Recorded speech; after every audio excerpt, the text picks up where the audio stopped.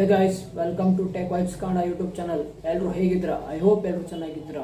August 1ರಿಂದ ನಿಮ್ಮ UPI ಐಡಿಯಲ್ಲಿ ನೀವು ಈ 5 ರೂಲ್ಗಳನ್ನು ಫಾಲೋ ಮಾಡಲಿಲ್ಲ ಅಂತ ಅಂದರೆ ನಿಮ್ಮ UPI ಐಡಿ ಬಂದ್ ಆಗೋ ಸಾಧ್ಯತೆ ಇರುತ್ತೆ.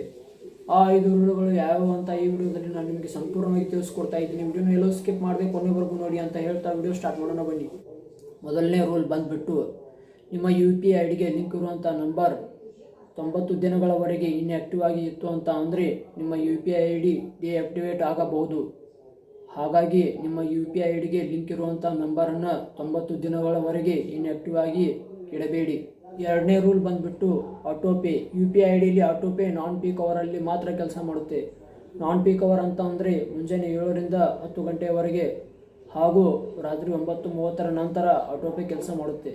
ಮೂರನೇ ರೂಲ್ ಬಂದುಬಿಟ್ಟು, ನೀವು UPI ಐಡಿ ಮೂಲಕ ಟ್ರಾನ್ಸಾಕ್ಷನ್ ಮಾಡುವಾಗ 3 ಸಾರಿ ಫೇಲ್ ಆ್ಯಂಡ್ ಪೆಂಡಿಂಗ್ ಅಂತ ಬಂತು ಅಂತ ಅಂದರೆ ಅದನ್ನು ಮತ್ತೆ ರಿಫ್ರೆಶ್ ಮಾಡೋಕ್ಕೆ ಹೋಗಬೇಡಿ.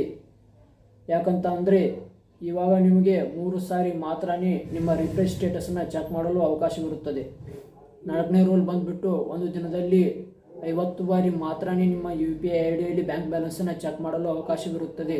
ಅದಕ್ಕಿಂತ ಹೆಚ್ಚಾಗಿ ಟ್ರೈ ಮಾಡಿದ್ರಿ ಅಂತ ಅಂದರೆ ನಿಮ್ಮ UPI ಐಡಿ ಟೆಂಪರರಿ ಬ್ಲಾಕ್ ಆಗೋ ಸಾಧ್ಯತೆ ಇರುತ್ತೆ. ಐದನೇ ರೂಲ್ ಬಂದುಬಿಟ್ಟು, ಒಂದು ದಿನದಲ್ಲಿ ನಿಮ್ಮ UPI ಐಡಿ ಲಿಂಕ್ ಇದೆ ಅಥವಾ ಇಲ್ಲ ಅಂತ 25 ಬಾರಿ ಮಾತ್ರನೇ ನಿಮಗೆ ಚೆಕ್ ಮಾಡಲು ಅವಕಾಶವಿದೆ.